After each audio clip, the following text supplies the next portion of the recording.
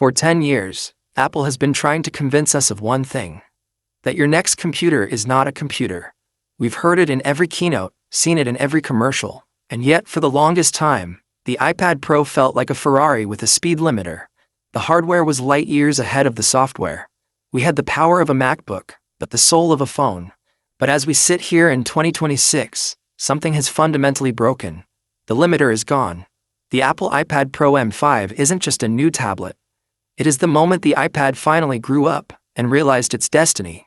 If you are a creative pro, a student, or a tech enthusiast in the USA, and you've been on the fence about whether to buy a MacBook Air or an iPad Pro, everything I'm about to tell you will change your mind.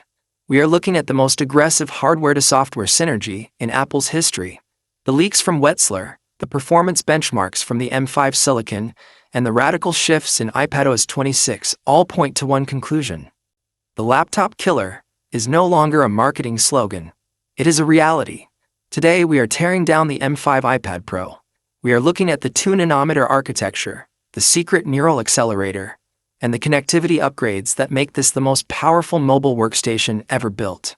By the end of this video, you will understand why the M5 iPad Pro is the first device to make the MacBook look like a legacy product. Let's start with the heart of the beast, the M5 chip. Now, 2026 is the year where Apple Silicon stops being about incremental gains and starts being about architectural supremacy. The M5 is built on the world's first mass-produced 2-nanometer process. Why does that matter to you? It means higher transistor density with significantly lower power consumption. But the real story is the GPU. The M5 features a redesigned 10-core GPU with a dedicated neural accelerator in every single core. For the American pro who is editing 8K ProRes RAW in DaVinci Resolve or rendering massive 3D scenes in Octane X, this is a 40% jump in graphics performance over the M4. But it's the AI performance that is going to leave you speechless. Apple is claiming the M5 delivers 3.5 times the AI performance of the M4. This isn't just for Siri. This is for the real-time, on-device generation of high-fidelity textures, video masking that happens in milliseconds, and the ability to run massive foundation models locally without ever touching the cloud. But a powerful engine needs a world-class cockpit, and that is where the display comes in. The Ultra Retina XDR tandem OLED display was a masterpiece on the M4, but for 2026, Apple has pushed the limits of physics.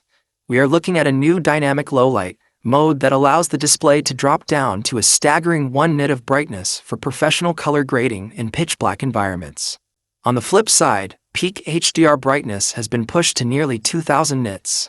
This means if you are working on a film in a sunny park in Central Park or a coffee shop in Seattle, you are seeing perfect, uncompromised color.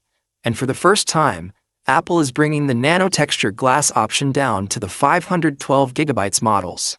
Previously, you had to spend thousands on 1 terabyte or 2 terabytes models to get that beautiful matte finish. In 2026, the matte glass revolution is becoming more accessible. This glass doesn't just reduce glare. It changes the friction of the Apple Pencil Pro, making it feel more like writing on expensive vellum than glass. Speaking of the pencil,